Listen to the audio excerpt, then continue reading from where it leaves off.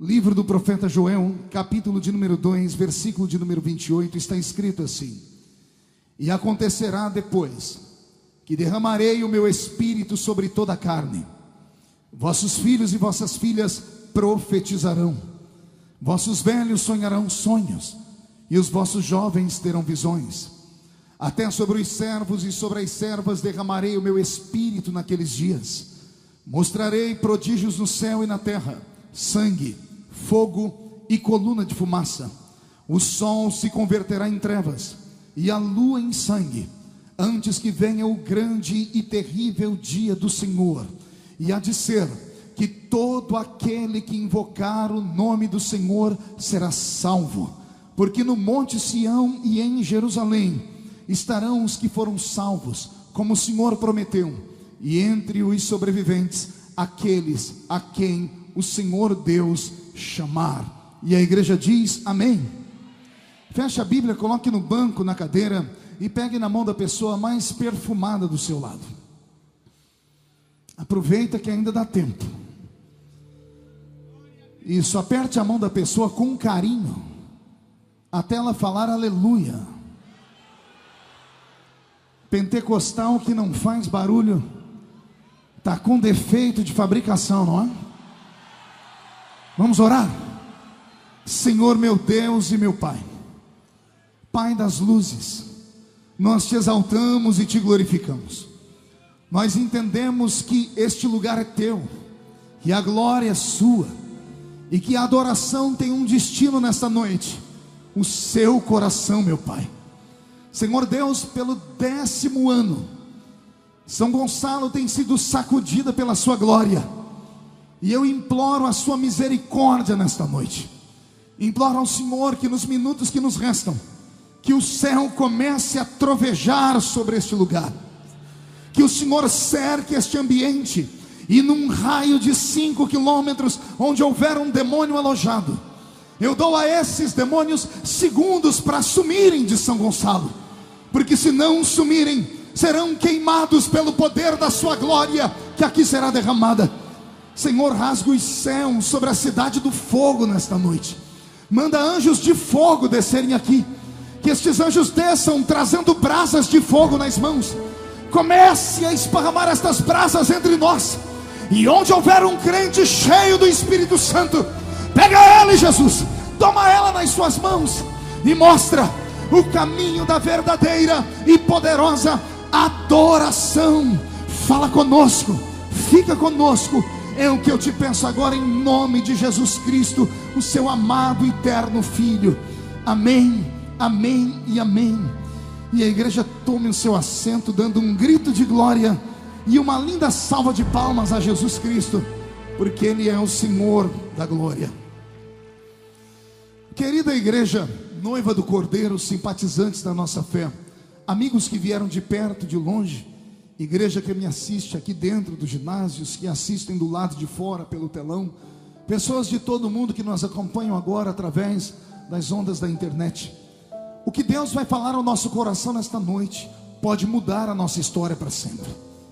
Se eu conseguir trazer para vocês a metade daquilo que Deus colocou no meu coração, eu acredito que alguns crentes não vão conseguir voltar para casa andando nessa noite, vão voltar voando nas asas de um novo tempo.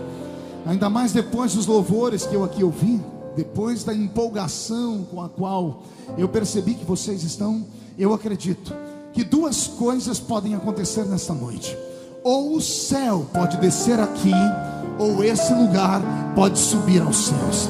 Só vai depender de você. Você acredita nisso? Então, por favor, levante a mão direita para o céu, todos, chacoalhe a sua mão assim, coloque no ombro de quem está do seu lado, com carinho e respeito. Não tenha medo, não tenha vergonha. Agarre o ombro da pessoa, por favor, chacoalhe ela, até ela ficar irritada. Isso tira ela do lugar, tira ele do lugar.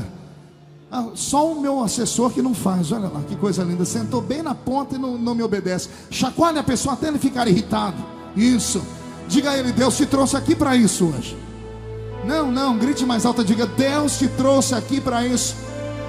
Diga: para sacudir a sua fé, para sacudir o seu ministério, para sacudir a sua família, E só quem acredita nisso, dá um grito para acordar São Gonçalo inteiro. Aleluias. É nesta fé que eu começo a entregar a mensagem de Deus para o seu coração. Eu acredito que quem tinha que ir embora já foi. Os que estavam preocupados com o novo capítulo da nova novela que entrou já estão em casa. Os que ficaram querem coisas maiores e mais profundas.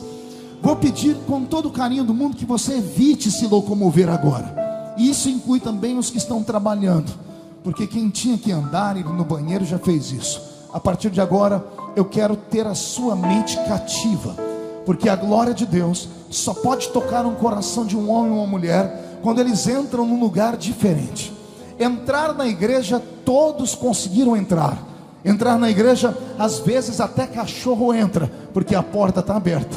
Mas entrar no culto é totalmente diferente. Entrar no culto não é para qualquer um. Se você olhar à sua esquerda e à sua direita, você vai perceber pessoas que já entraram no culto. Os olhos já estão marejados em lágrimas, a mão já está erguida ao céu. São pessoas que já estão balbuciando palavras ininteligíveis. Essas pessoas já atravessaram o átrio, já atravessaram o lugar santo, estão entrando no santo dos santos.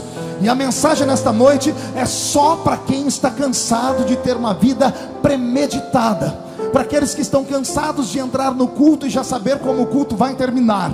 Eu quero hoje trazer à sua memória o que significa ser um pentecostal de verdade.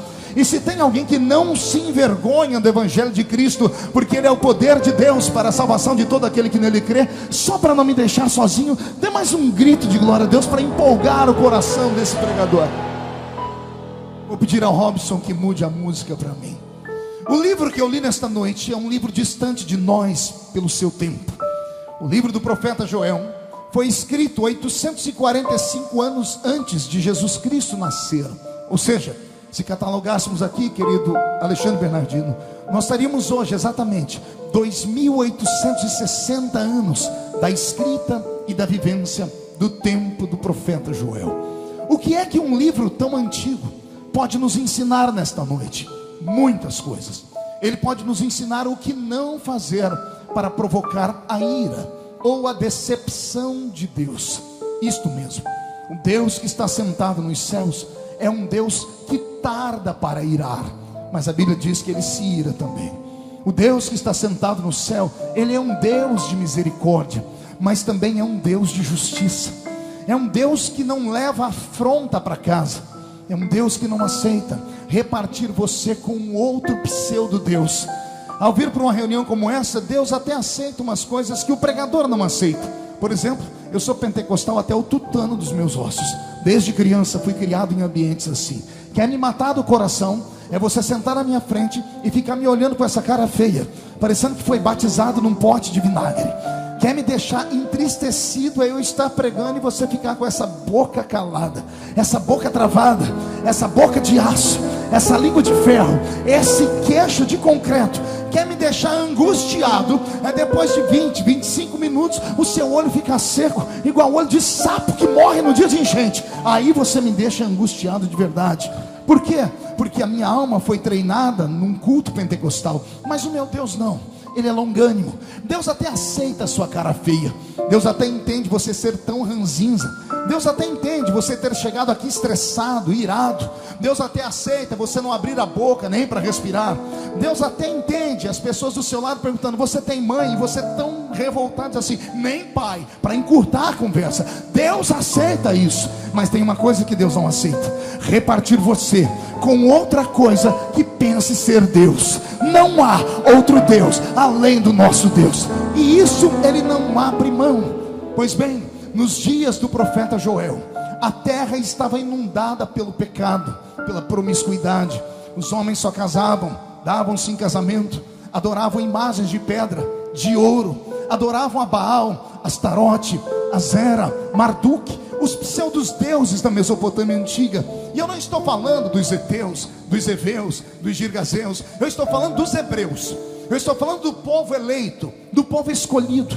Não foi uma, não foram duas, foram inúmeras vezes que Deus puxou a orelha deles, dizendo: se dobrarem os seus joelhos diante de postes ídolos, eu travarei o céu em cima das suas cabeças. Não foi uma nem duas vezes que Israel viveu uma estiagem, uma secura no tempo. Quem já leu o livro do profeta Jeremias deve se lembrar da sua profecia, e talvez uma profecia poética, talvez uma das mais lindas, quando ele disse assim: passou a cega, findou o verão, e nós não estamos salvos.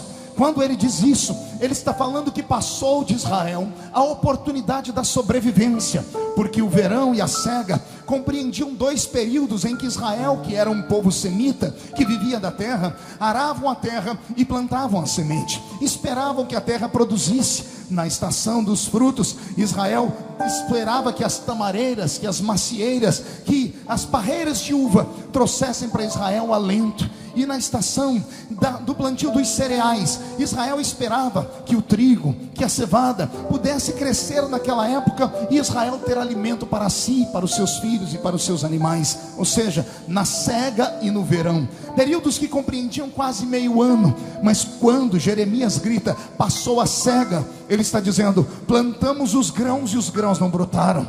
Quando ele diz passou o verão, ele está dizendo: plantamos os frutos e os frutos não vingaram. Quando o profeta Jeremias diz que passou a cega, findou o verão, nós não estamos salvos, ele disse: todos nós vamos perecer de fome sobre a terra. Houveram dias terríveis. Quem já leu a Bíblia Sagrada encontrou uma história de terror. A Bíblia diz que a fome era tão grande que mulheres matavam seus próprios filhos e praticavam canibalismo. Comiam suas crianças, cozinhavam elas e devoravam. Quem se lembra do profeta Elias, que passou orando por um tempo, e durante 3 anos e meio não houve chuva sobre a terra, até que o profeta colocou a cabeça entre os joelhos. Eu já vi pessoas colocarem a testa no chão, é até um mandamento bíblico: coloque a boca no pó, talvez assim haja esperança. Mas colocar a cabeça no meio dos joelhos tem que ser um contorcionista. E Elias conseguiu colocar a cabeça no meio dos joelhos e pediu para o seu empregado, ou seu servo, seu secretário, subir o alto da montanha. E o menino fez isso por 6 vezes. Na 7ª vez ele desce dizendo: a única coisa que tem no céu é uma nuvem do tamanho da mão de um homem. E é neste momento que o clamor de Elias, que atingiu o céu, traz a esperança para Israel. Israel dependia do céu, Israel dependia do Deus dos céus, Israel dependia das bênçãos do Deus dos céus. E ele avisou: não se curvem diante de outro Deus, eu sou um Deus longânimo, mas uma hora a minha paciência se esgota. No livro do profeta Joel, a paciência de Deus esgotou. No livro do profeta Joel, um livro tão pequeno, ele narra histórias emocionantes que faria qualquer crente sensível aqui se derramar em lágrimas. Por exemplo, a Bíblia diz que era tanta fome, tanta sede na terra, que os animais irracionais, que as ovelhas, que as vacas, os poucos cavalos que sobraram, os dromedários, os camelos, os animais irracionais olhavam para o céu e clamavam. Você consegue entender o que eu estou dizendo? Nós sabemos que animais irracionais não entendem nada de intelecto, são criaturas que vivem pelo instinto. Mas o homem que escreveu o livro disse que a peleja era tão grande que até os animais olhavam para o céu e clamavam. As ovelhas baliam, as vacas mugiam, os cachorros latiam, como que pedindo a Deus: tenha piedade de nós também, porque nós não temos culpa. Animal não peca, animal não tem espírito, animal não entende, mas o homem entende. Se os animais estavam clamando, imagine a situação dos homens. A Bíblia Sagrada diz que Joel saltou no meio do povo nesse tempo e trouxe uma palavra dura ao coração deles, dizendo: se não vos arrependerdes, o Senhor extinguirá o nosso nome da face da terra. E é isto que entra no coração das pessoas. E houve um arrependimento tão grande naquela época, que a Bíblia Sagrada diz no livro do profeta Joel, que até os recém-casados deixavam as suas noites de núpcias e iam para o meio da rua, rasgaram as suas roupas e ficaram clamando debaixo do sol quente. A Bíblia Sagrada diz que o clamor foi tão grande que os velhos, os anciãos, que rasgavam as suas roupas, que rapavam as suas cabeças e jogavam sobre elas cinzas, iam para o meio da rua e começaram a chorar diante de Deus para aumentar o clamor. A Bíblia Sagrada diz que as mães que tinham bebês, que haviam recém-amamentados, tiravam as crianças dos seus seios que estavam magros porque não tinham leite, e deitavam as crianças no solo quente, para que o choro delas, somado ao balido das ovelhas, ao mugido das vacas, ao choro dos debutantes, ao choro daqueles que haviam acabado de se casar, ao choro dos velhos, para que isso provocasse uma comoção lá em cima no céu. Deixa eu te contar uma qualidade de Deus. Deus é um ser que às vezes se ira, mas com a mesma facilidade que ele ira. Pense num Deus que tem um coração do tamanho do mundo. Pense num Deus que não suporta ver um homem ou uma mulher dobrar os seus joelhos no chão. Pense num Deus que quando vê um homem ou uma mulher arrependido, ele muda a história, ele muda a sentença, ele muda o juízo. Não, você não entendeu, eu vou dizer de novo. Pense num Deus que com a mesma mão que vem para pesar, quando ouve um grito, quando ouve uma súplica, quando ouve uma palavra, ele é capaz de voltar atrás naquilo que ele fala. A minha Bíblia Sagrada diz que o rei Ezequias estava no seu quarto, quando o profeta Isaías lá entrou e disse: assim diz o Senhor, do leito em que você subiu não descerás, certamente morrerás. A doença de Ezequias era tão grande que ele não tinha habilidade nas pernas para dobrar os joelhos e clamar. A Bíblia diz que Ezequias virou o corpo para a parede, e ao olhar para a parede disse só uma frase: Deus, eu fui fiel. Quando ele disse Deus, eu fui fiel, a mente de Jeová trabalhou.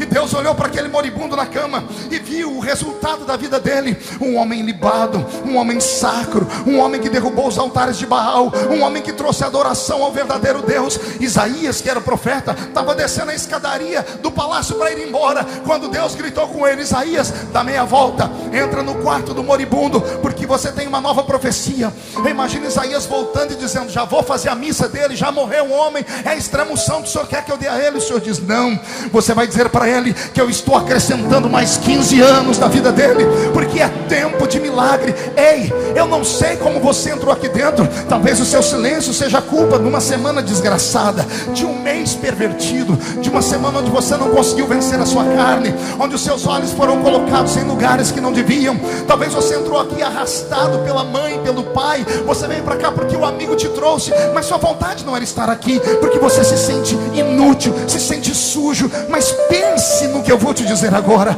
Há sobre nós uma aura espiritual, e Deus pode abrir nesta hora uma cachoeira do céu aqui, para cair fogo, pastor. Não, para cair o poder do sangue de Jesus, que pode perdoar todos os pecados. E quem sabe você ouça o eco da palavra que diz: nenhuma condenação há para os que estão em Cristo Jesus nosso Senhor. Se tem alguém que quer nessas profecias, dá mais um grito de glória, por favor.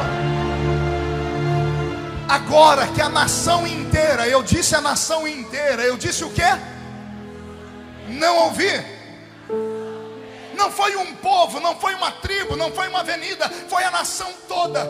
Agora que a nação toda está ajoelhada, quase 5 milhões de judeus, aquela terra seca foi banhada com lágrimas, aquela terra seca começou a tremer. 5 milhões de vozes orando, 5 milhões de almas clamando, fora os animais que estão mugindo, fora o choro dos bebês que estão chorando, todos subindo ao céu. O meu Deus foi sentindo o perfume da oração, e quando ele viu que era de coração, Deus abriu o céu, foi no ouvido de um menino de 17 anos e disse para ele: sobe no meio da praça, chame a atenção do povo, porque eu vou te usar com uma profecia que nunca antes o mundo ouviu. E quando o menino abre a boca dele, olha a profecia que sai da boca dele: assim diz o Senhor que recebeu a vossa oração, eis que nos últimos dias derramarei do meu espírito sobre toda a carne.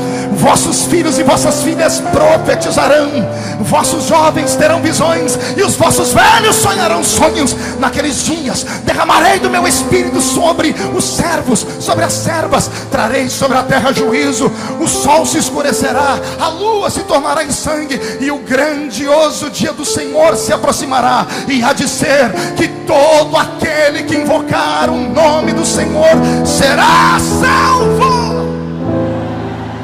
Eu não sei você, mas eu estou com o meu corpo todo arrepiado. A presença dele está aqui. Ele é tão grande que os pés dele estão passeando no nosso meio, e a face dele está diante dos serafins do céu, que estão cantando: Santo, Santo, Santo é o Senhor dos exércitos, e a cidade do fogo está ficando cheia da sua glória. Agora preste atenção no que eu vou dizer. Esta profecia não foi uma profecia comum. Eu disse que não foi uma profecia o quê? Não ouvi, não foi uma profecia o quê? Pergunte por quê. Só falo se todo mundo perguntar. Porque quando Joel profetizou a efusão, o derramamento da plenitude do Espírito, Deus havia arrancado o Espírito da terra. Nenhum homem, com exceção do tempo de Joel, 3 categorias apenas, tinham a oportunidade de experimentarem o toque do Espírito Santo. Deixa eu contar a história como foi. Começou no Gênesis. O homem não é um ser comum. O homem não é como um animal irracional. O homem também não é como um anjo. Com todo respeito aos irmãos anjos que estão por aqui, porque a Bíblia Sagrada diz que eles vêm porque o anjo do Senhor acampa ao redor daquele que o teme e o livra do mal. Com todo respeito a essas lindas criaturas de Deus, o homem é a coroa da criação divina. Vou falar de novo. O homem é a coroa da criação divina. Pastor, o senhor quer dizer que nós somos maiores do que os anjos? Em termos de criação, sim.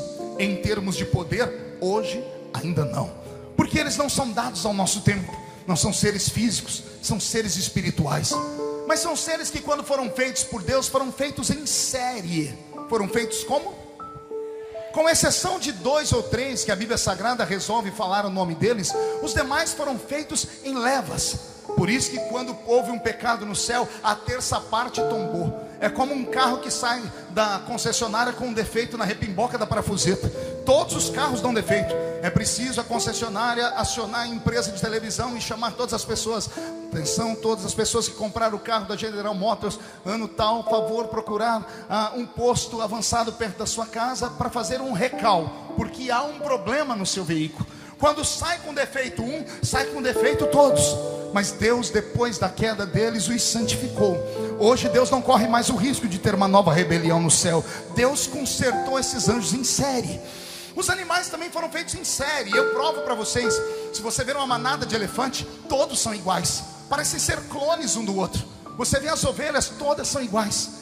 Os cachorros, dada a sua raça, o seu pedigree, todos daquele pedigree são exatamente iguais, são clones. Os animais racionais foram feitos em série. Olha os peixes do mar. Você vê uma baleia, é exatamente igual a outra baleia. Você vê um peixe, ele é exatamente igual àquele peixe. Porque todas as criaturas do mundo, com exceção do homem, foram feitos em série, em levas. Quando Deus foi fazer o homem, Ele diz: esse eu não vou deixar ninguém fazer, esse eu vou fazer com a minha própria mão. E quando Deus fez você, Ele misturou dentro de você o céu e a terra. Vou falar de novo. Quando Deus fez você, Ele colocou dentro de você o céu e a terra. Por que é que você acha que o salmista disse assim: a minha alma tem saudades do céu? O homem só podemos ter saudade daquilo que conhecemos. Só há saudade quando sentimos falta. Ora, se você nunca foi no céu, como é que você tem saudade do céu? O salmista sabia uma coisa que nós nos esquecemos: nós estamos aqui, mas nós não somos daqui. Nós viemos de lá e é para lá que nós vamos voltar. Quando o homem morre, o pó volta ao pó, mas o espírito volta a Deus que o deu. Quem crê nisso, diga glória a Deus. Anjo não pode morar na terra. Anjo visita a terra e volta para o céu. Animal irracional não pode ir para o céu. Não existe céu para os cachorrinhos. Dia desse, o Papa Francisco, por quem eu tenho respeito, deu essa matéria dizendo que os cachorros iam para o céu dos cachorros. Se algum dia encontrar com ele, eu quero saber com base no quê? Porque ele é um homem letrado, é um filósofo e conhece a Bíblia. Não há em nenhum versículo da Bíblia dizendo que animais vão para o céu. Não existe céu para o totó. Quando o seu cachorrinho morrer, não minta para o seu filhinho, tá bom? Não existe. Pastor, e aí? E aí que a equação é assim: anjo fica no céu porque foi feito lá. Animal irracional fica na terra porque foi feito aqui. Animal irracional não vai para o céu. Anjo não mora na terra. Anjo visita a terra e tem que voltar para o céu. O ser humano é a única raça do mundo que mora na terra.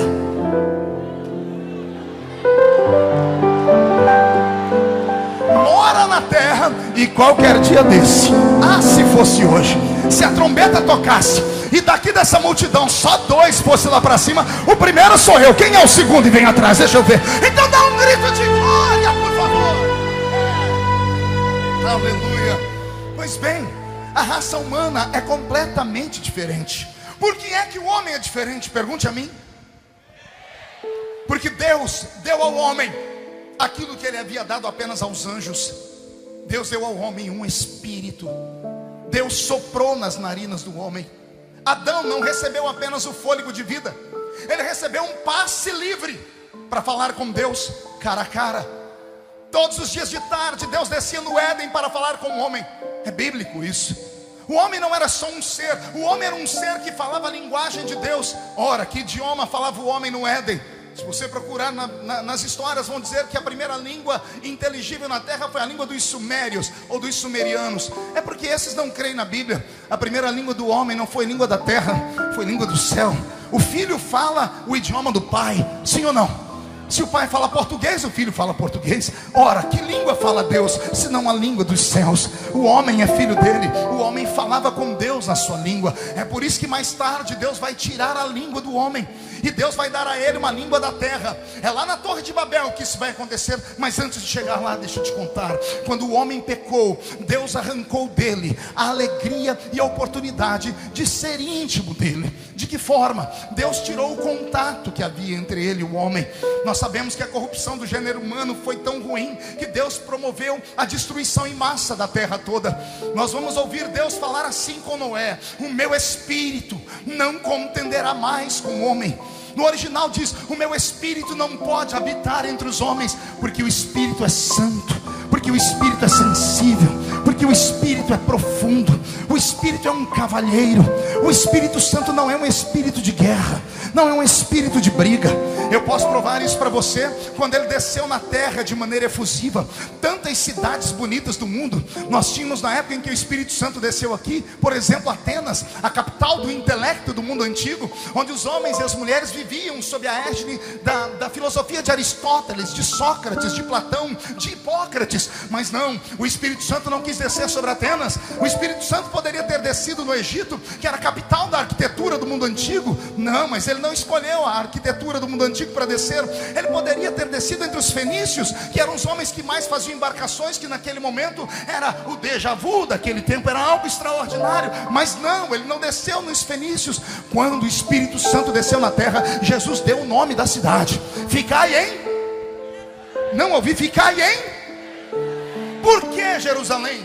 Jerusalém nunca foi capital de nada. Por que Jerusalém? Eu estou lendo um livro agora escrito por um escritor que viveu perando os dias de Flávio Joséfos, e ele contando a sede de sangue que os reis tinham sobre aquela cidade. Uma cidade arquitetada entre 7 montanhas, uma cidade de pedras brancas, uma cidade que não tem riqueza, não tem pedra preciosa, não tem ouro, não tem prata, não tem um grande rio, com exceção daquele ribeirinho chamado Jordão, que todos nós, quando lemos a Bíblia, Rio Jordão, pensamos que é como o rio do Amazonas, pensamos que é como o rio Mississippi, e quando você chega lá, parece mais um córrego de tão pequenininho que é. Jerusalém nunca foi uma cidade com homens muito cultos. Jerusalém nunca foi uma cidade com homens empresários que haviam aplicado todos os seus dinheiros nos latifúndios. Não. Por que é que os homens desejaram Jerusalém? Porque até os homens ímpios sabiam que Jerusalém tinha uma aura diferente. Jerusalém foi, é e será para sempre a capital espiritual do planeta Terra. E quando a Jerusalém da terra desaparecer, diz a Bíblia, descerá do céu novos céus e nova terra, e uma nova Jerusalém vai descer, e nós vamos habitar dentro dela. Quem crê nisso, dá mais um glória a Deus aí. Por que Jerusalém? A palavra Jerusalém significa habitação da paz. Qual é o significado de Jerusalém? A cotovela do sermão, diga, entendeu aí? Diga, o Espírito Santo só desce onde há paz. Ele não pode descer na sua vida, porque a sua vida parece Beirute. Tem crente que parece que vive no Iraque, de tanta guerra, de tanto palavrão, de tanta coisa suja. Quando o Espírito Santo veio sobre a terra, ele não veio em forma de uma águia. Embora seja a rainha dos céus, a águia, ela é um animal de rapina também. Ela também mata, e ela também às vezes pega carne podre no chão. Quando o Espírito Santo veio à terra, ele veio em forma de uma pomba. porque a pombinha é a única das aves que não tem fel no seu estômago. Você nunca vai ver uma pombinha ciscar do meio de carniça. O Espírito Santo não desce sobre coisa podre. Talvez seja por isso que nos últimos dias ele está deixando de descer sobre a igreja. Mas se ele encontrar aqui dentro deste lugar hoje pelo menos meia dúzia de crentes que têm o coração limpo, oh meu Deus, ele pode provocar um novo Pentecostes nesse lugar. Tem alguém que acredita nisso? Então dá mais um grito de glória a Deus, por favor. Deus arrancou o Espírito Santo da terra. Pastor, qual foi o resultado? Catastrófico, desgraçado. A geração de homens que se levantou sobre a terra eram homens truculentos, malditos, assassinos, fornicários, adúlteros, estupradores. Ora, quando você lê a Bíblia do homem que constrói a torre de Babel, o seu nome é Nimrod, um poderoso caçador. Os crentes leigos leem essa história e acham que a Bíblia está elogiando ele. Não, um poderoso caçador é um assassino. Um poderoso caçador é um homem que impõe a sua ditadura. Nimrod, segundo a história, matou o pai para ter relações sexuais com a sua própria mãe. É esse homem que vai levar a terra inteira para uma desobediência contra Deus, para construir uma torre, para fugir de um possível dilúvio novamente. Mas Deus havia dito: o meu arco ficará no céu, porque não vou destruir mais essa terra com água. Ora, Nimrod levou os homens contra Deus. Os homens que se levantaram na terra sem o Espírito Santo eram sujos. Pastor, qual é o símbolo que o senhor acha que nós podemos aplicar a um homem ou uma mulher sem o Espírito Santo? No reino animal, eu diria que um homem e uma mulher sem o Espírito Santo é parecido com um porco, com um suíno. Quem já viu porco aqui? Você já viu um porco olhar para o céu? Já viu um porco levantar a cabeça? Um porco não olha para o céu, pastor Jonatas. Ele não tem articulação para olhar para cima. Ele só olha para frente e para baixo. Por isso come coisas podres. Por isso é um animal sujo. Por isso é um animal que o próprio Deus o rejeitou. Este é o símbolo do homem sem o Espírito Santo. Ele não acredita em nada de cima.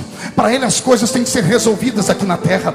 Para eles tanto faz como fez as relações sexuais. Se o homem dorme com mulher, se dorme com outro homem, se dorme com animal, se dorme com uma árvore, se dorme com objeto, se dorme, sabe Deus com o quê? É esta geração que se levanta nas universidades do nosso país. Homens e mulheres que querem implantar sobre nós um regime totalitário, que querem dizer para os crentes que o nosso Deus está morto, que querem ensinar para os nossos filhos que todo ser que frequenta uma igreja é um ser maluco e desequilibrado. Eu venho no nome do Senhor dos Exércitos dizer que eles têm o símbolo de um porco. Eles só olham para baixo, porque o símbolo do homem sem o Espírito Santo é um suíno, diferente do homem que tem o Espírito Santo.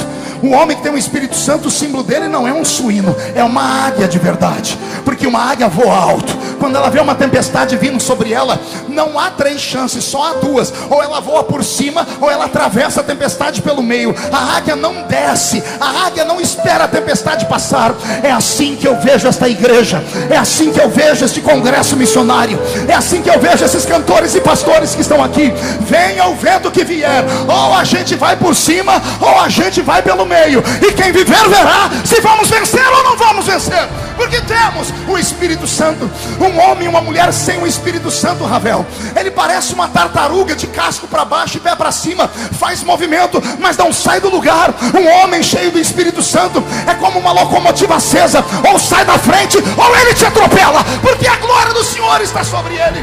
Um homem sem o Espírito Santo é como um carro importado que custa milhões, sem combustível, só tem beleza, só tem pompa. Você dá partida, ele não vai embora. Um homem ou uma mulher cheio do Espírito Santo pode parecer um fusquinha meia caindo aos pedaços, mas tem combustível no tanque. Ele dá a partida e ele vai embora. Deus te trouxe nesta noite para recarregar a sua botija. Deus te trouxe hoje para dar uma recarga no seu espírito. Onde estão os pentecostais neste lugar, por favor?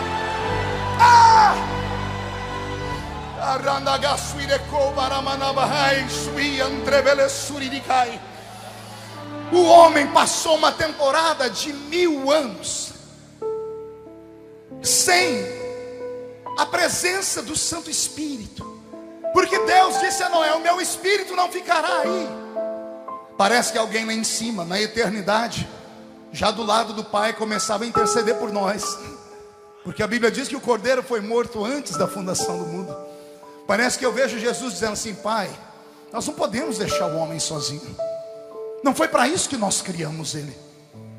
E o pai dizendo: o que você quer? Pai, nós não podemos julgar toda a humanidade por causa de um, porque cada um é diferente do outro. Vamos fazer um teste, vamos devolver o Espírito Santo. Pense num Deus que ficou com o pé atrás. Foi o nosso. Ele olhou para a terra e disse: filho, eu não posso dar o Espírito Santo deliberadamente. E eu imagino Jesus dizendo: então vamos transformar o planeta Terra num laboratório. Vamos escolher umas cobaias. E Deus escolheu cobaias no Velho Testamento. 3 categorias de homens e mulheres apenas recebiam o Espírito Santo, pastor Erasmo. E essas 3 pessoas eram reis, sacerdotes e profetas. Quais eram os 3 grupos? Para ficar memorizado e guardado nas fitas, 1, 2, 3. Se você vivesse naquele tempo, quem queria pertencer a esses 3 grupos aí? Até eu que sou mais bobo. Só que Deus, quando levantava esses homens e mulheres, Ele não fazia como faz hoje, que todo crente é cheio do Espírito Santo. Deus ia usar aquelas pessoas. Ele pegava no céu um conta-gotas, escolhia um ser humano e pingava sobre ele só um pouquinho do Espírito. Pense em homens que viravam leões. Tem um homem escolhido por Deus. Todo mundo acha que ele era forte. A visão dele nos livros é um homem parecendo Arnold Schwarzenegger. O nome dele é Sansão. Mas quem conhece a história de Sansão sabe que a força dele não estava nos bíceps, não estava no corpo malhado. A unção estava sobre ele por causa do Espírito Santo. E se eu conheço a história, Sansão era um homem barrigudo. Pergunte por quê. Só falo se todo mundo perguntar. Só se perguntar fazendo biquinho. Ah, eu amo os cariocas. Simples. Porque era cachaceiro. A Bíblia diz que um dia ele bebeu tanto na cidade de Gaza, pastor Jonas, que ficou lá caído, bêbado. E os homens de Gaza arquitetaram um projeto para matá-lo. O cidadão bêbado. Mas Deus tinha um propósito. Ele era uma cobaia. Deus disse: vamos ver o que acontece com ele se eu pingar o Espírito Santo sobre ele. Quando alguém gritou Sansão, trancaram os portões da cidade de Gaza. As cidades daquela época não eram como as de hoje. Elas eram cercadas por muralhas. E os portões não eram portõezinhos igual da sua casa, não. Eram portões gigantescos. Você já assistiu o filme da Idade Medieval? Quando as pessoas vão entrar nos reinos, eles precisam pegar aquelas toras e 30 homens para derrubar o portão. Era um portão dessa estatura. Deus olhou para Sansão quando ele acordou, e Sansão disse: Deus, morri. E Deus disse: não, você tem promessa. Deus pingou sobre a cabeça dele um pouquinho do Espírito Santo. Sansão levantou, partiu para cima daquele portão. A Bíblia diz que ele arrancou o portão com as mãos. A Bíblia não diz que ele derrubou. A Bíblia diz que ele arrancou. Quando ele arranca o portão, ele põe no ombro, e ele sai andando com o portão pelos ombros. Um portão que devia pesar no mínimo 3 toneladas. Um portão de 3.000 quilos. E ele sai andando. E quem conhece geografia bíblica sabe que naquela colina, na colina daquele lugar, só havia montanhas. Ele sobe uma distância de quase 30 quilômetros no alto da montanha e joga aquele portão lá em cima. Para quê, pastor? Para mandar um recado para nós, que a porta que Deus abre, Deus fecha. Deus extingue a porta. Deus transformava os homens em cobaias. Pastor, o senhor tem razão. O senhor tem certeza que o senhor está falando? Como o sol que brilha. Vou te dar mais provas. Os homens não podiam profetizar a qualquer hora. Se você ler o livro do profeta Ezequiel, você vai ver que um dia Deus falou assim: Ezequiel, você é profeta, mas eu vou te deixar mudo. Você não vai profetizar. E Ezequiel ficava na beira do rio Quebar assim, ó, querendo que Deus enchesse a boca dele para profetizar. E Deus disse: ficarás mudo, porque esse povo não merece profecias. Se você ler a história do profeta Eliseu, Eliseu, depois que recebeu a porção dobrada do espírito de Elias, um dia viu as coisas desandarem. Então ele chegou: Deus, eu sou profeta, quero profetizar. Deus, me autoriza a profetizar. E o céu estava de bronze. Olha a inteligência de Eliseu. Ele foi na cidade, pegou um tocador de instrumento e disse: meu amigo, me ajuda aí, toca alguma coisa para Deus. E Eliseu escondeu atrás do músico. O moço começou a tocar. Toca até Deus escutar. Toca. A Bíblia diz que o céu abriu. E quando Deus foi olhar para o músico, olha Eliseu: Senhor, eu quero profetizar, dá para me encher? Eliseu precisou de alguém para abrir os céus. Os homens não podiam ter o Espírito Santo de qualquer forma. Vou te dar uma prova irrefutável. Tem um homem em Israel escolhido por Deus. Ele é um legislador, só que ele não está dando conta mais, porque o povo era ruim. Ele entrou na casa do sogro dele e disse: Jetro, não estou dando conta, o povo me oprime. Jetro olhou para ele e disse: meu genro, se não quer morrer do infarto do miocárdio, escolhe homens em Israel. Separe 70 homens em Israel, homens em quem você confie, homens que tenham a graça de Deus. Moisés olhou para o sogro e disse: você tem razão, só que eu não posso fazer isso. Moisés subiu para o alto da montanha, marcou uma audiência com Deus, e quando Deus apareceu para ele, disse: Senhor, meu sogro me deu uma ideia, eu não estou dando conta de carregar o fardo. O Senhor pode me ajudar a escolher homens e mulheres, ou homens, principalmente os chefes de tribos, para que eu possa repartir com eles a carga? Você já tem o nome deles, Moisés? Está aqui, Senhor. 70 nomes eu escrevi. Olha o que Deus faz com Moisés. Moisés, sobe o alto da montanha. Eu vou retirar do espírito que eu te dei. Vou pegar do que está dentro de você e vou repartir com esses 70 homens. Você entendeu o que eu disse ou não? Deus não falou para Moisés: vou levantar eles. Não, o Senhor disse: você não está dando conta? Porque eu te dei capacidade, mas se você não quer, eu vou tirar de você e vou dar para os outros. E a Bíblia Sagrada diz que o espírito que estava em Moisés se moveu e começou a sobrevoar a nação de Israel. 68 homens estavam dentro do arraial, e quando o espírito que estava em Moisés desceu sobre eles, os 68 começaram a profetizar, começaram a cantar e a dançar. Só que tinha 2 que não estavam no arraial, estavam do lado de fora, estavam em missão, estavam capinando a roça, estavam apanhando chuchu, sei lá o que estavam fazendo, mas eles estavam na lista. Olha que coisa linda eu aprendo aqui. Não importa onde a pessoa está, se tiver na lista. Não, você não entendeu, eu vou falar de novo.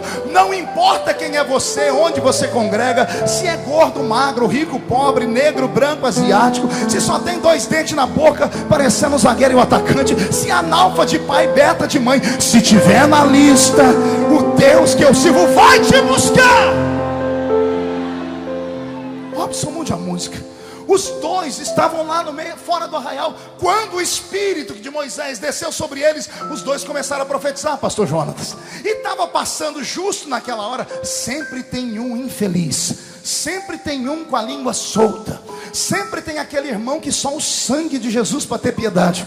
A língua é do tamanho da gravata do pastor Jonatas, só o sangue do cordeiro. O irmão passou e viu os 2 pulando, falando em línguas. Ô, pastor, aí o senhor foi demais. Não sei, eu não estava lá para ver. Eles começaram a profetizar. Quem sabe profetizar em outra língua? Os 2 estavam lá, orando, falando com Deus, cheios do Espírito Santo, profetizando. E aquele enxerido, ao invés de se aproximar deles e orar também, correu até Josué. Josué ficava na porta da tenda de Moisés. Lá vem o enxerido. Moisés põe a mão na cintura. Nosso irmão Josué põe a mão na cintura, segura a espada e diz: onde você vai? E o rapaz diz assim: eu quero contar para Moisés um escândalo que está acontecendo na nossa congregação. Lá do lado de fora tem 2 judeus, 2 israelitas pulando, profetizando. Isso não se faz. Josué ficou irado, disse: deixa que eu falo com Moisés. Josué entrou dentro da tenda, acordou Moisés. Moisés disse: o que foi, Josué? Eu acabei de descer do monte, agora estou cansado. Deus retirou da unção que estava sobre mim. Moisés, tem 2 homens do lado de fora do arraial pulando e profetizando. Você quer que eu vou lá e calo eles? Porque esta glória é só para Israel. Você quer que eu vou lá e dou um jeito porque eles estão escandalizando? Quer, Moisés? Moisés olhou para Josué e disse: Josué, aprenda. Oxalá não só os 68 aqui na congregação, oxalá não só os 2 lá fora, oxalá não os 70 que estão aqui nessa lista, quem dera todos os judeus fossem cheios do Espírito Santo. Ah, quem dera! Esse é o sonho de todo pastor, ter uma igreja que transpire azeite, ter uma igreja que tem o pé na terra, mas a mente está colada no céu. Ter uma igreja que os homens e mulheres têm um anel de formatura no dedo, mas quando saem da terra tocam o sobrenatural e a sua mão cura os enfermos. O sonho de todo pastor é ter na sua frente homens e mulheres que possam obrar pelo Espírito, que possam criar coisas novas, que possam voltar a dar vida àquilo que nós temos como profecia. Pergunte aí ao seu irmão quanto tempo faz que ele não ouve uma profecia de verdade. Se há algum assembleiano entre nós aqui, pergunte a ele qual foi a última vez que ele ouviu alguém interpretar uma língua estranha. Se você está perto de um crente que nasceu queimado pelo fogo, pergunte para ele a última vez que ele ouviu falar de um crente que foi arrebatado ao céu e voltou para contar visões do céu. Será que só eu sinto falta disso? Será que só eu entro nas igrejas e me dá angústia? Onde estão os crentes que se revoltam? Onde estão os crentes que entram no culto e não querem mais que o culto seja só um espetáculo? Porque é isso que virou os nossos cultos. Virou tanto espetáculo que alguns dos nossos se julgam artistas de verdade.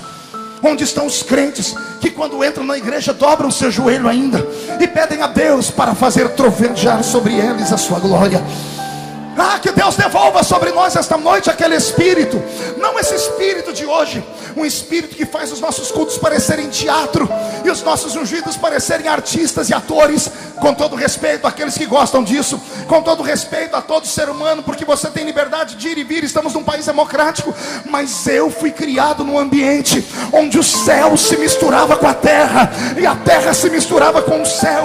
Onde é que você acha que eu arrumei força para encarar as lutas de 2013? Onde é que você acha que eu arrumei força para encarar os demônios que se levantaram contra a minha vida? Onde é que você acha que eu arrumei força para aguentar até os crentes que falam mal da minha vida? Quantas vezes você ouviu falar que a minha vida tinha sido destruída e o meu ministério tinha acabado? Quantas vezes? Onde está a sua força, pastor? A minha força está onde eu fui criado. Eu sei que o meu Redentor vive. E eu sei que árvore que não dá fruto, ela não recebe pedradas. Deus te trouxe hoje aqui para te tirar da zona do conforto.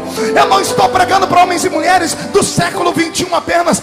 Todos os que estão aqui, creio eu, a maioria, tem um pé dentro daquele salãozinho de madeira, tem um pé naquele culto de oração, tem um pé naquele culto onde Deus levantou aquela senhorinha com a bochecha rosada, com um coquezinho na cabeça, que botou a mão sobre a sua cabeça e disse: meu filho, assim diz o Senhor, vou te colocar naquele pássaro de aço, e você vai para lá, e você vai para cá. Eu sei que eu estou pregando para os cariocas, e se tem uma igreja que conhece Deus, é a igreja do Rio de Janeiro. É uma igreja poderosa. Mas eu quero puxar a orelha desses cariocas. Cadê os nossos profetas? O que foi que aconteceu com eles? O que foi que aconteceu com eles? Encontraram esses irmãos encheridos, encontraram esses filósofos teólogos do século 21 que acham que são donos de todo o conhecimento, que acham que sabem tudo sobre o Espírito, que acham que podem ensinar como Deus opera, que dizem: se cair para frente é de Deus, se cair de costa é do diabo. A pergunta que eu faço: e se a pessoa cair de lado, é de quem? Aqueles que são capazes de ditar: não, isso não é de Deus, aquele pulo, aquela manifestação não é, aquela ali já é. Eu quero desafiá-los a me mostrar em qual faculdade do Espírito eles estudaram, porque o Deus que eu sirvo, quando quer, faz até uma jumenta falar, quando quer, transforma as moléculas de um machado de ferro em isopor. O Deus que eu sirvo, ele sobe os montes, ele entra nas terras simples, ele pega o homem do nada e coloca ele sobre tudo. Ninguém pode dizer que sabe tudo sobre Deus. Deus te trouxe aqui para te levar mais profundo. Deus te trouxe aqui para renovar a sua vida. Ora, eu estou pregando para um público pentecostal que quando é para gritar, gritam bonito, que quando é para aplaudir, aplaudem mais bonito ainda. Mas deixa eu te perguntar, cadê aquele outro barulho?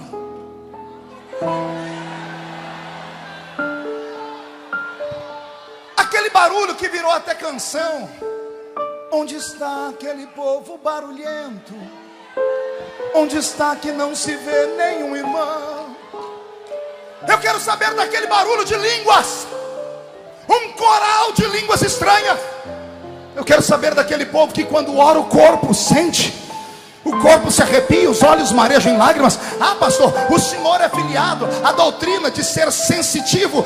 Me chame do que você quiser. Um dia desse, pastor Jonatas, eu estava num debate com um ser aí um ser progressista, um evangélico progressista. Olha que desgraça nós estamos vivendo. Sabe o que ele disse para mim, Anderson? Ele disse para mim que o que acontece no nosso culto é uma reação psicossomática do nosso cérebro.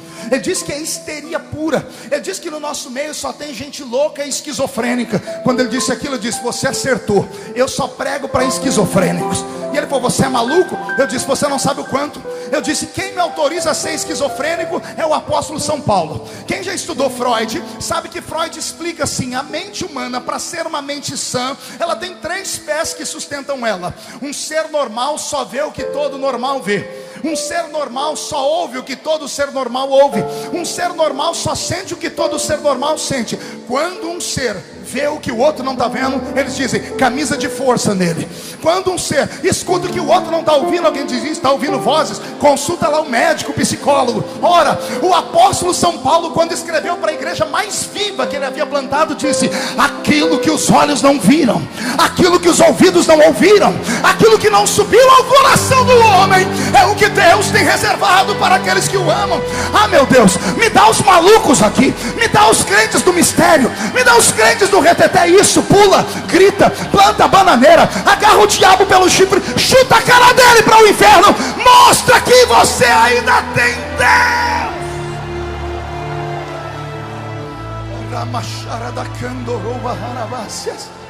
Ah, meu Deus, no Velho Testamento Deus encontrou essas criaturas, e esses 3 grupos de homens receberam o Espírito Santo. Vai pegando aí agora, porque agora eu acelero aqui o passo. Depois que esses homens ficaram cheios do Espírito Santo, Deus começou a ver que nem todo homem é igual a todo homem. Tem uns que dão valor ao Espírito. Então Deus espera acontecer a hecatombe da miséria. Deus espera o ano de Joel, quando o povo se arrepende. E aí Deus diz assim: vou fazer uma profecia triunfal, uma profecia que vai assustar todo mundo. Pergunte por quê. Quem recebia o Espírito no Velho Testamento? Reis, sacerdotes e profetas. Diga para o seu irmão: pobre não recebia, servos não recebiam. Diga: jovens não recebiam. Só esses 3 grupos recebiam. Só eles tinham autonomia. E eles não tinham a liberdade de ficar cheios quando queriam. Era só quando Deus dava. Aí Deus resolve quebrar tudo. Deus pega um menino de 17 anos assim: olha o que eu vou profetizar agora. Há de ser que nos últimos dias derramarei do meu Espírito, não só sobre o rei, não só sobre o sacerdote, não só sobre o profeta, mas derramarei do meu Espírito sobre toda a carne. Vossos filhos e vossas filhas agora vão profetizar, vossos jovens terão visões, vossos velhos sonharão sonhos. Joel acaba de profetizar e põe a mão na boca. Eu imagino ele dizendo: o que eu falei? A profecia estava dada. 435 anos depois da profecia, quantos anos eu disse? Deus faz uma coisa estranha. Deus tira da terra qualquer sinal da sua divindade. Estamos no livro do profeta Malaquias. Vamos entrar num período de silêncio divino. Entre Malaquias e Mateus, a distância do Velho para o Novo Testamento, temos 400 anos. 435 anos depois da profecia de Joel, Deus se silencia. Não há anjos, não há Shekinah, não há manifestação teofânica, Deus em forma de anjo, não há profetas, não há profecias. O mundo é abandonado. E as pessoas pensam que Deus abandonou a terra. Mas Deus, quando fala, Ele cumpre. Passa o céu, passa a terra, mas as palavras dele não podem passar jamais.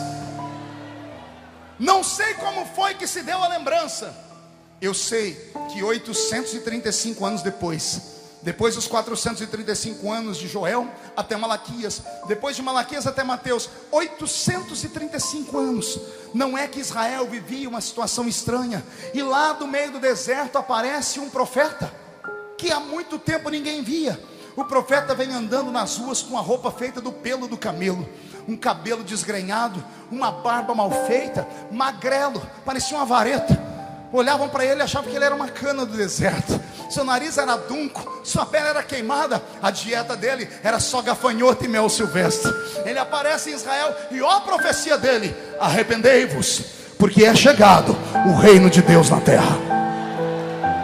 O Espírito vem sobre ele depois de anos. Alguém cheio do Espírito Santo, o primeiro profeta do Novo Testamento, e alguém diz: tu és o Messias. E ele diz: não sou Messias, eu sou aquele que veio antes dele. Eu sou a voz do que clama no deserto. Eu venho preparar a terra para que o Messias chegue. E as pessoas começam a ouvir esse homem pregar. A unção está sobre ele. Ele monta uma igreja na beira do Rio Jordão. A cidade inteira vem ouvir ele pregar. Todo mundo gosta de ouvir um pregador brabo pregar, principalmente quando ele puxa a orelha.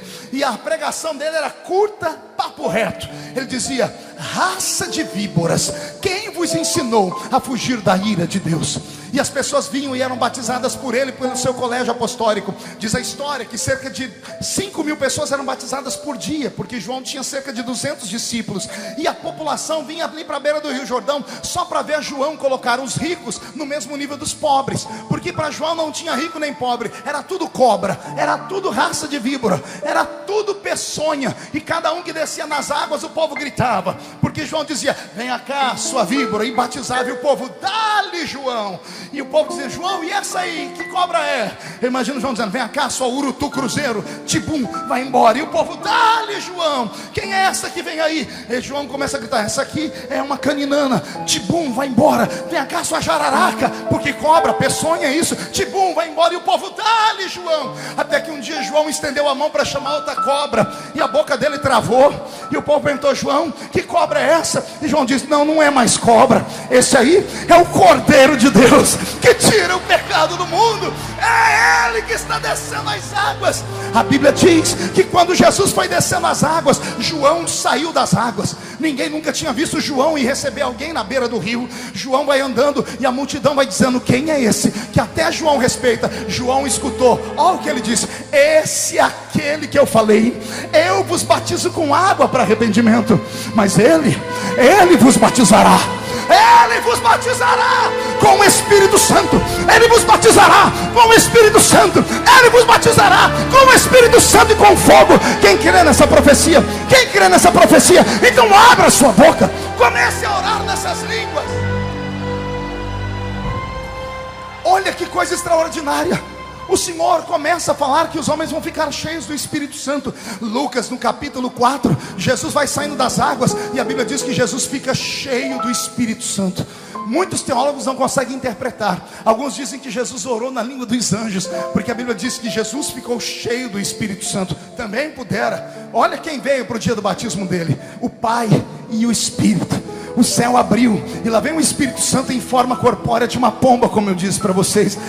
Desceu sobre ele, ele ficou alegre. Aí o céu se abriu e lá do céu veio a voz de Deus dizendo: eis aí o meu filho amado, em quem me comprazo. A terra tremeu. Os homens olharam para o céu e reconheceram que Jesus era o Messias. O Messias começa a andar pela terra. E um dia que ele vai dentro do santuário pregar, ele diz: eis que o Espírito do Senhor Jeová está sobre mim. Eis que o Espírito do Senhor está sobre mim. Eis que ele me ungiu para dar vista aos cegos, anunciar o ano do Senhor, a trazer de volta o que foi roubado. Jesus não era só um homem, era um homem cheio do Espírito Santo. E um homem cheio do Espírito Santo cura. Um homem cheio do Espírito Santo ganha almas. Um homem cheio do Espírito Santo perdoa. Jesus expulsa demônios. De uma só leva ele expulsou uma legião inteira de um coitado. Jesus anda em cima das águas. Jesus flutua no céu. E depois disso ele é morto. É morto, mas é ressuscitado. E quando está ressuscitado, num período de 40 dias, ele disse aos seus discípulos assim: eu vou para o Pai, mas eu não vou deixar vocês órfãos. Eu mandarei para vocês um outro Consolador. Mandarei um quê? Não ouvi. Mandarei um outro Consolador. A palavra outro no grego significa: vou mandar um igualzinho a mim, que tem os mesmos poderes que eu tenho. Não vos deixarei órfãos. Interessante que o dia em que ele ressuscitou, ele parou os discípulos que sobraram, 11, porque Judas tinha se suicidado. Ele olhou para eles e fez assim: não se assuste.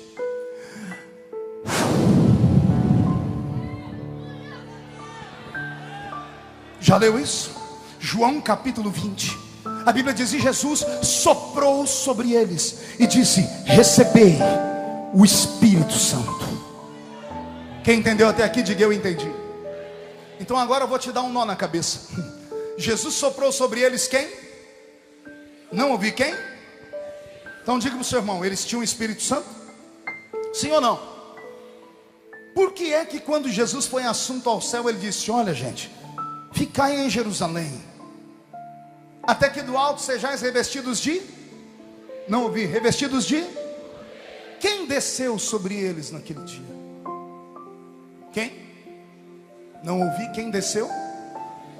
Tá, eu vou recitar para você o texto. Estavam todos reunidos no mesmo lugar, e de repente veio do céu um som parecido com de um vento forte e impetuoso, que encheu toda a casa onde estavam assentados.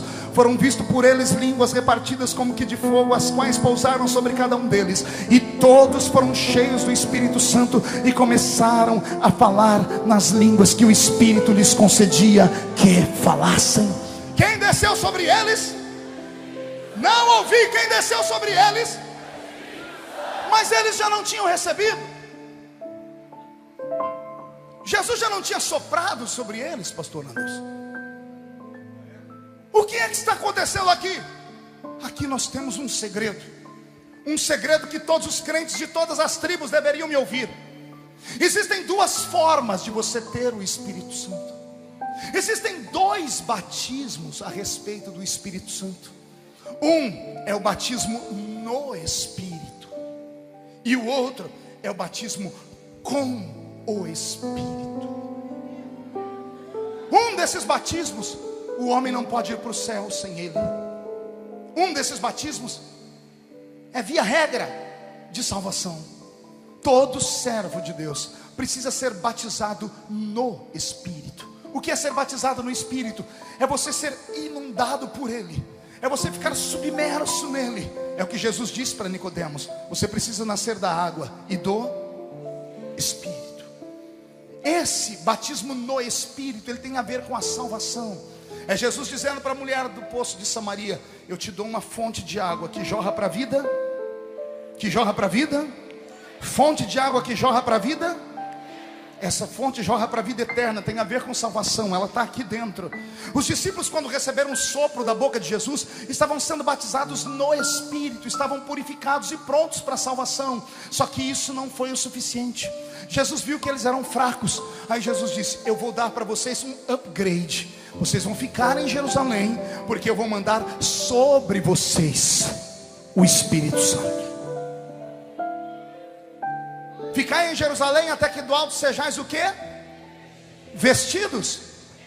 Não ouvi, vestidos? Ah, revestidos. Então aqui está o segredo. Todos os crentes de todas as tribos, línguas e nações, de todas as denominações possíveis, até aquelas que não acreditam nesse poder dos carismas do Espírito, todos eles estão vestidos pelo Espírito. Ninguém vai para o céu porque fala em línguas, ou deixa de ir para o céu porque ora em línguas. A salvação não é por dons, nem por obras, é um ato divino. A salvação é graça, ninguém merece, é Deus que dá. Não importa se você fala em línguas ou se você não fala. Ih, pastor, então quer dizer que aqueles irmãos daquela igreja que ninguém persegue eles vão para o mesmo céu que eu? Exatamente. Ah, pastor, então vou parar de gritar aqui porque todo mundo só me lasca, até os pregadores me batem. Deixa eu te dizer a diferença. Vocês vão para o mesmo céu. A diferença é que quando você chegar lá, você já está acostumado com o ambiente do céu. O crente batizado com o Espírito Santo, quando chegar no céu, já sabe falar o idioma do céu. Ele já está acostumado com a participação dos anjos no culto dele. Aqueles crentes que não acreditam em línguas, nem em fogo, nem em anjos, quando chegar no céu, vai demorar uns 5.000 anos para eles se enquadrarem. Porque aí nós vamos passar perto dele e dizer assim: alô, viu porque que nós falávamos em línguas? Aí, um culto pentecostal, ele nada mais é do que uma participação daqueles que vão morar no céu. Isso aqui é um treinamento. Se você não gosta desse barulho, você está perdido quando entrar lá em cima. Se você não gosta de glória, de gozo na alma, de poder, eu te desafio a não mais vir ao culto, porque eu acho que você também não está preparado para lá. O batismo com o Espírito, ele é para revestir. Ele é para quê? Eu estou vestido com essa blusa e com essa... Posso estar em qualquer lugar, em qualquer dia, mas em dias de frio não dá para usar só a blusa. Eu preciso de um paletó, eu preciso de uma blusa de frio. Não basta estar vestido, eu preciso estar... Pedro já estava vestido, mas negou Jesus diante das pessoas. Pedro já estava vestido, mas tinha medo de todos. Mas quando Pedro foi revestido, ele saltou no meio de uma multidão e disse: aqui ninguém está bêbado. O que está acontecendo aqui é o que foi predito pelo profeta Joel: nos últimos dias derramaria Deus o seu espírito sobre toda a carne. Ei, que metamorfose foi essa? De um homem que nega Jesus diante de uma vendedora e enfrenta agora uma multidão. De um homem que prega o evangelho 3.000 sermões e não ganha nenhuma alma. Agora ele prega o evangelho de uma forma tão grande que 5.000 almas se convertem na sua pregação. Você está entendendo qual é a diferença? Você que é uma pessoa mais moderna, a senhorita que está do seu lado aí, por exemplo. Hoje nós vemos na época da beleza, nós vemos na época em que os homens e mulheres são extremamente vaidosos. E as mulheres das nossas igrejas pentecostais sofrem, pastor Jonatas, porque elas vão para frente do espelho, fazem aquela maquiagem, aquela santa maquiagem, preparam o cabelo com aquelas escovas, aí entram aqui dentro com esses saltos altos, aí quando entra no culto com essas roupas apertadas, sentam assim, elas não podem nem sentir a presença de Deus, porque se o Espírito Santo pegar elas de jeito, ai Jesus, a maquiagem borra, o cabelo vira uma quiçaça, a roupa é perigoso rasgar, o salto vai quebrar. E por causa dessas coisas, o Espírito Santo te respeita, e por isso que ele não vai mais sobre você. A nossa geração é uma geração que limitou o poder do Espírito Santo. Olha o menino do seu lado, ele é uma mistura de Dado Dolabella com Leonardo DiCaprio. Corpão malhado, corpão sarado, o cabelo parece que a vaca deu uma lambida por cima. O cidadão só fala naquela gíria. Como é que o Espírito Santo vai descer sobre essa pessoa se ele não der lugar? Mas se ele der lugar, ele corre um risco de passar vergonha, porque ele pode começar a pular, ele pode começar a profetizar, ele corre o risco de cair no chão e enrolar debaixo das cadeiras. Pastor, acontece isso? Eu já vi, pastor Jonatas já viu também. Ah, se você der liberdade para o Espírito, ah, se você der liberdade para o Espírito, garota, você corre o risco de voltar para casa com seu rosto todo enlameado, mas vai voltar com a sua vida transformada, vai voltar com a sua vida possuída de uma glória e uma graça que você nunca antes sonhou. Sabe o que está faltando nos nossos dias? Homens e mulheres que despertem essa fome, essa vontade do sobrenatural. Amigos, eu sei que aqui o SIM é um congresso interdenominacional, mas com todo respeito, somos assembleianos. Deixa eu falar para os meus irmãos assembleianos. Se você não é e não quer ouvir, pode tapar o seu ouvido. Ei, assembleiano, não perca a sua identidade, não perca o seu RG espiritual. A sua marca é grito sim senhor e sim senhor. A sua marca é profecia em línguas estranhas. Não se envergonhe do evangelho de Cristo, porque ele é o poder de Deus para a salvação de todo aquele que nele crê.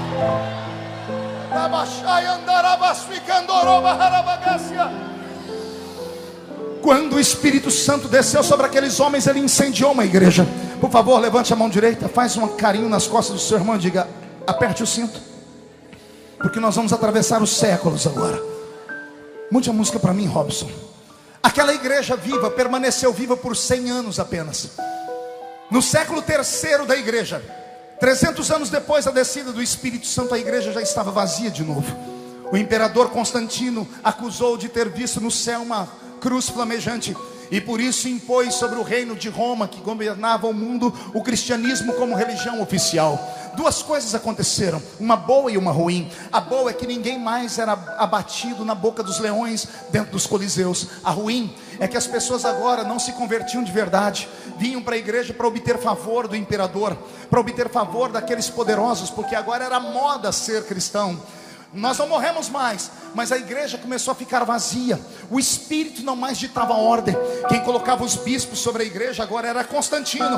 Era a política que influenciava sobre a vida da igreja naquele tempo de maneira errada. Olha o que aconteceu no 6º século da igreja, 600 anos depois da descida do Espírito Santo.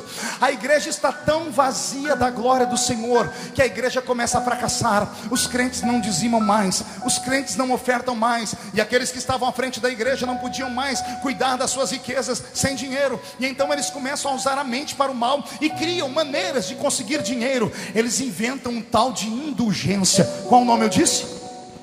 Sabe o que era a venda da indulgência? Agora, o perdão dos pecados não era mais pelo sangue de Jesus. Bastava você levar dinheiro na igreja, o seu pecado estava perdoado. Dependendo do pecado, você tinha que doar uma fazenda para a igreja. Roma gostou tanto disso, que começou agora a fabricar milagres. Eles começaram a vender agora o que nós chamamos de relíquia em teologia. Eram pedaços da cruz de Cristo. Haja tamanho de cruz para tanto pedacinho de madeira que foi vendido para as pessoas morarem no céu.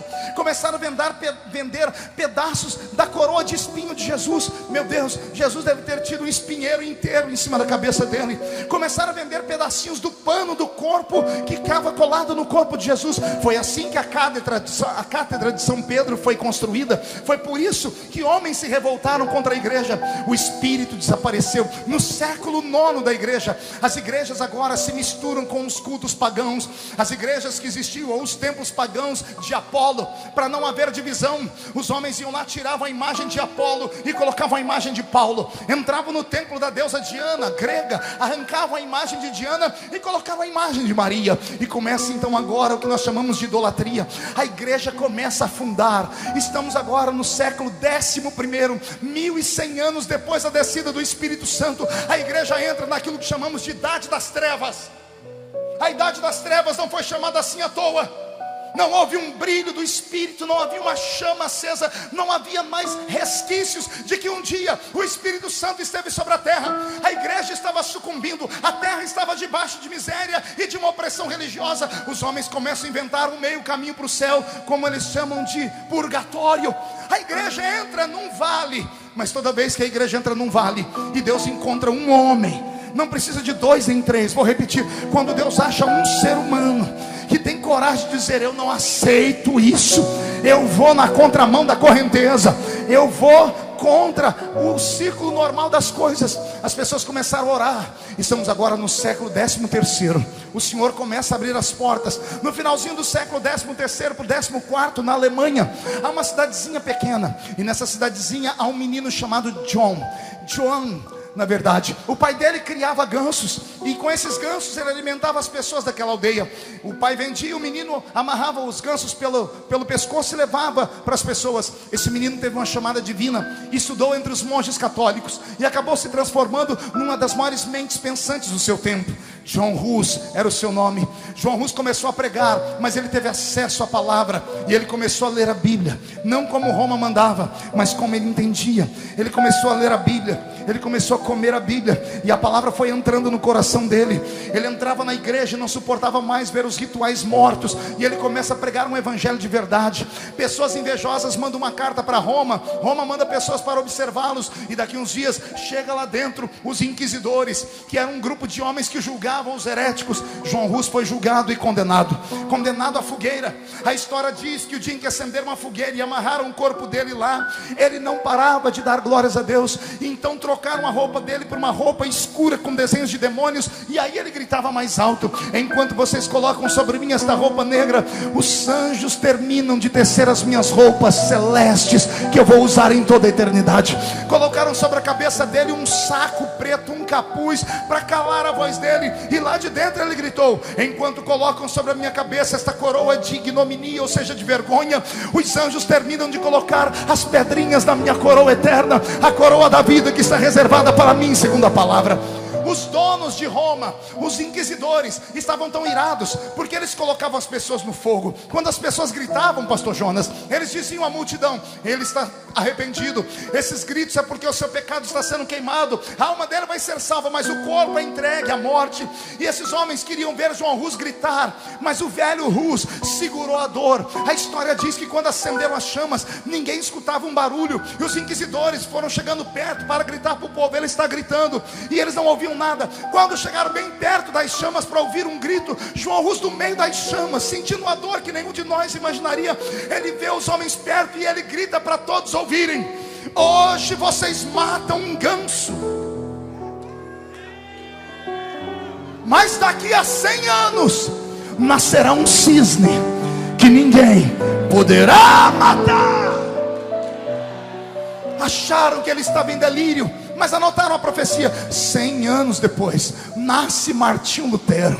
Lutero perturbado com o espírito, Lutero que carregava sobre o seu corpo pecados, o homem que usava silício na perna, uma apertadura que tinha ferrinhos que trituravam a sua carne, um homem que pegava chicote e batia no seu corpo perturbado pelas paixões da sua carne, um homem que buscava Deus e não encontrava, e um dia desesperado, ele abriu a Bíblia e disse: Deus, fala comigo. E ao abrir a Bíblia, ele leu o texto que se tornou o textuário da sua fé: o justo viverá pela fé.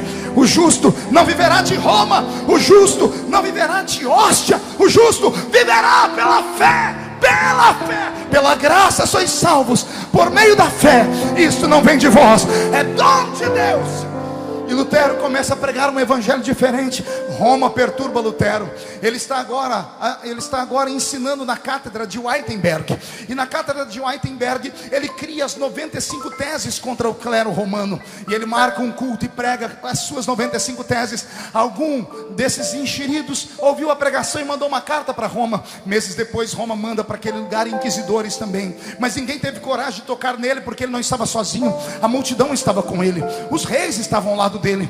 E então chegaram para ele e trouxeram uma tal de bula papal. A bula papal era excomunhão.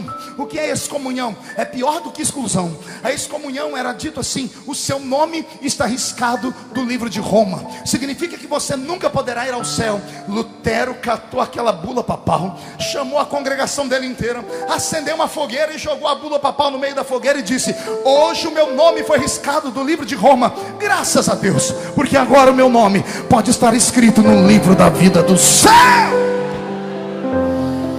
Durante 100 anos, mais de 100 mil irmãos morreram pelas mãos de Roma.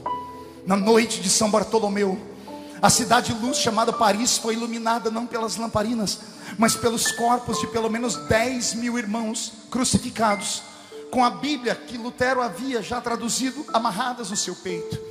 A história diz que os bueiros se entupiam com o sangue daqueles santos. Os crentes morriam, mas não paravam de buscar mais a presença de Deus. Um fogo começou a ser aceso. A morte deles foi mexendo com o coração de Deus, e as notícias começaram a romper barreiras. Até que aconteceu no século 16 ou 17, se não me falha a memória, numa província próxima à Alemanha, havia um grupo de homens, e esse grupo de homens estavam orando, as casinhas de madeira, e davam a eles uma oportunidade linda de orarem, não como eles haviam aprendido, mas começaram a orar como estava em Atos capítulo 2. Um deles disse, na oração deles todo mundo escutou, significa que a gente tem que começar a gritar. E eles começaram a gritar. E eu não sei se você já viu o crente quando começa a gritar. Não é só a boca que grita, ele começa a bater o pé no chão, ele começa a ficar valente. A unção pega ele. E quando começaram a bater os pés no chão, as casinhas de madeira começavam a tremer. As casinhas eram muito perto, e os vizinhos começavam a dizer: e já começou aquela barulheira. E esses crentes receberam um apelido. O apelido você conhece. Quem já ouviu falar da aveia quaker? Quem já deu aveia quaker para os seus filhos? Já viu o pote da aveia quaker? Não tem a cara de um homem com um chapéu antigo? Aquele lá é um quaker. Só que quaker não era sobrenome. A palavra quaker significa tremedores, aqueles que tremem. É porque quando eles começavam a orar e buscar o poder de Deus, eles batiam o pé no chão e as casas tremiam. E os vizinhos diziam: lá vem os tremedores, lá vem os quakers, lá vem os irmãos quakers. Ô Jesus, devolve para nós essa unção. Devolve aqui para o Rio de Janeiro, Senhor. Me dá aqui meia dúzia de tremedores. Me dá aqui homens e mulheres que voltem a buscar o Senhor com o seu poder e a sua glória. Homens e mulheres que não fiquem no culto fazendo aquela oraçãozinha simples, quietinha, mas homens e mulheres que tenham fervor do Espírito, que não tenham vergonha de abrir a sua boca e gritar. O seu grito não fica na terra, o seu grito atravessa o céu, o seu grito chega no trono de Deus. Se tem algum tremedor aqui, me mostre que você está vivo. Já estou chegando no nosso tempo. Os tremedores esparramaram esta glória. A unção começa a ser esparramada. Estamos agora no século 19, ano de 1901. Estamos na cidade de Houston, no Texas. Tem um pastor metodista, e ele estava orando durante um grupo de 2 meses com um grupo de pessoas que ele disse que queria buscar a Bíblia Sagrada como ela era. E um dia ele recebeu o Espírito Santo. Ele marcou um culto na igreja dele, e aquela igreja gigante, com 6 membros apenas. No domingo de manhã, ouviu o senhor Charles Parham, esse era o nome dele. Charles Parham começou a pregar e disse ao seu povo: olha gente, eu busquei o Senhor, e o Senhor me visitou, e eu falei na língua dos anjos. A igreja de 6 membros se dividiu. 3 membros foram embora e chamaram o pastor de herético. 3 membros disseram: o senhor tem até a semana que vem para rever essa sua pregação herética. Ele sentou no banco. A história diz que Charles Parham começou a chorar, dizendo: Deus, será que eu enlouqueci? Ninguém acreditou, ninguém acreditou. Quando ele disse isso, na janela, do lado de fora daquela igreja, aleluia, havia uma figura. Havia um menino simples, com uma roupa rota, segurando um chapéu na mão. A cor da pele dele era negra. Ser negro há 100 anos atrás nos Estados Unidos da América era como ser um leproso. As pessoas eram maltratadas, havia segregação, havia racismo. E aquele menino pobrezinho olhou pela janela e disse: pastor, eu acredito no que o senhor está falando. Eu acredito. Parham olhou para o céu e disse: Deus, era só isso que faltava. O único que acredita é esse menino negro. E o Senhor disse: eu uso aquilo que não é para confundir aquilo que é. O menino entrou dentro da igreja. O pastor perguntou para ele: qual é o seu nome? Ele disse: meu nome é William Seymour. Parham colocou a mão na cabeça dele, e o jovenzinho negro começou a falar na língua dos anjos. Começou a falar na língua dos anjos e a profetizar. Parham comprou o passe dele, trouxe esse menino daquela fazenda onde ele morava e deu os estudos para ele. Por 4, 5 anos o menino ficou letrado e ficou cheio do Espírito Santo. Naquele estado o problema da segregação era pesado. Então Charles Parham pegou o menino e mandou para um estado progressista. E o menino chega no estado progressista, se não me falha a memória, na Califórnia. É na Califórnia que está Los Angeles, né? É isso mesmo, na Califórnia. E esse menino vai para Los Angeles, só que é muito pobre, vai começar um trabalho missionário. Ele procura a avenida e a rua mais barata, e tem a rua mais barata da cidade. Ele pega um lugar que era um antigo prostíbulo. A primeira placa que esteve na porta da igreja dele, ele que escreveu. Ele escreveu assim: aqui Jesus cura, salva e batiza com o Espírito Santo. O nome da rua é Rua Azusa.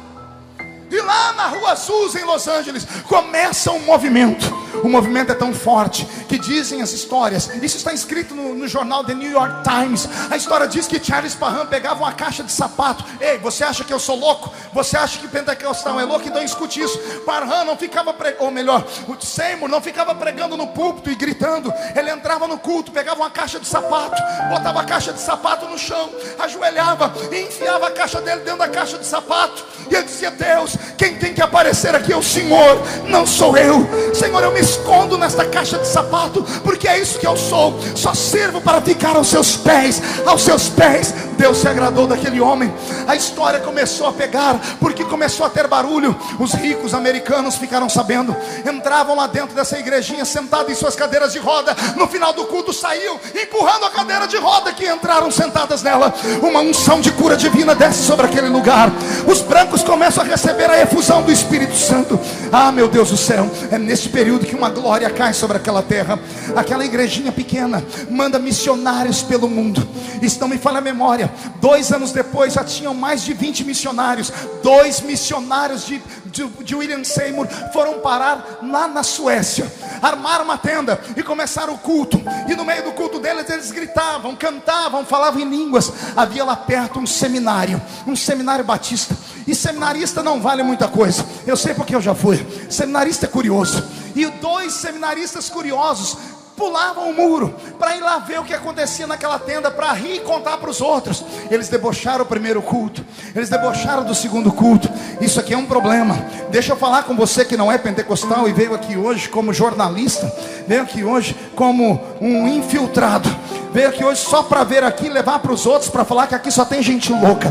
Cuidado, você está no lugar errado. Esse negócio que tem na gente pega, esse negócio passa. Esse negócio, se você ficar muito perto dele, ele acaba te pegando. Pastor, é verdade isso? Começa a dar glória a Deus para você ver. O crente começa a dar glória a Deus de brincadeira. Daqui a pouco a glória a Deus vai invertendo, o coração fica cheio e é perigoso começar a falar em línguas estranhas. Não brinque com a nossa fé. Isso aqui não é coisa louca, isso aqui é coisa divina. Isso aqui é poder de Deus. Avivamento é uma questão de sobrevivência.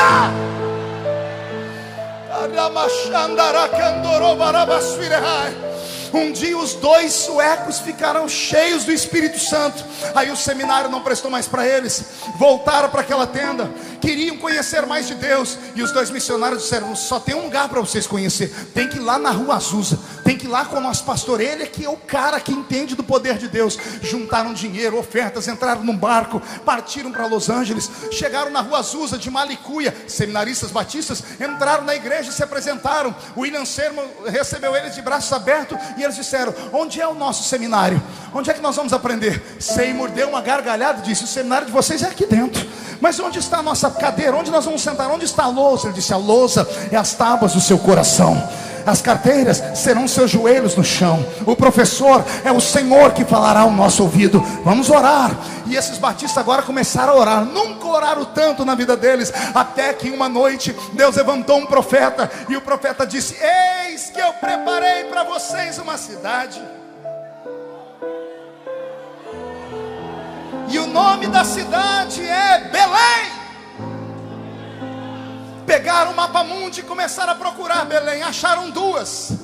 Uma estava lá na Palestina, tomada por muçulmanos. Disseram: aqui não dá para entrar. E a outra? A outra era num país que estava recém entrando na sua parte de industrialização, que estava começando a respirar ares. Mas pegaram a cidade de Belém e viram que Belém estava no meio do mato, no meio da selva. E os dois disseram: é para cá que Jesus mandou, é para cá que a gente vai. Sentaram num barquinho, não sei como fizeram. Eu sei que chegaram aqui em terras tupiniquins. Conhece a terra tupiniquim ou não? Chegaram no Brasil, entraram em Belém do Pará e começaram a congregar na igreja batista, se não me falha a memória. E aí durante o dia, um estudava e o outro trabalhava. O que trabalhava com dinheiro pagava o estudo do outro. E de noite os dois sentavam juntos para começar um a aprender e ensinar para o outro. Até que um ano depois um deles arriscou, porque um homem cheio do Espírito Santo não tem medo, mandou um bilhetinho para o púlpito da igreja batista: nós já sabe falar português, nós queremos oportunidade. E o pastor Batista ficou todo feliz e chamou um deles para pregar. E quando esse foi pregar, ele soltou logo de cara uma rajada de língua estranha e começou a falar: nós veio aqui para acender a chama do Espírito, que está escrito aqui em Atos capítulo 2. O que me contaram os livros, eu aprendi diferente no centenário. Me contaram nos livros que os dois foram expulsos da igreja. Mas no centenário das Assembleias de Deus, eu ouvi o pastor Samuel Câmara, irmão do pastor Jonatas, dizer que eles receberam uma visita inusitada. 500 irmãos batistas vieram para o centenário das Assembleias de Deus no culto, para fazerem um culto de ação de graças, para pedirem perdão. Eles não expulsaram Daniel Berg Gunavingre, eles lincharam Daniel Berg Gunavingre. Eu não sabia disso. Eles bateram nos missionários, eles espancaram os missionários. Você pode imaginar como foi aquela noite para eles? Saírem correndo daquela igreja, entrarem pelo meio da selva, encontrarem uma palafita, uma casa de madeira coberta de sapé, deitarem nas suas redes e ficarem olhando: viemos para a cidade errada, Deus, não era aqui que o Senhor nos queria. Enquanto eles estavam chorando aqui, do outro lado, no meio da outra selva, tinha uma irmã, oh glória, Celina de Albuquerque. Se não me falha a memória, 1906, 11 de janeiro. Celina de Albuquerque não dorme.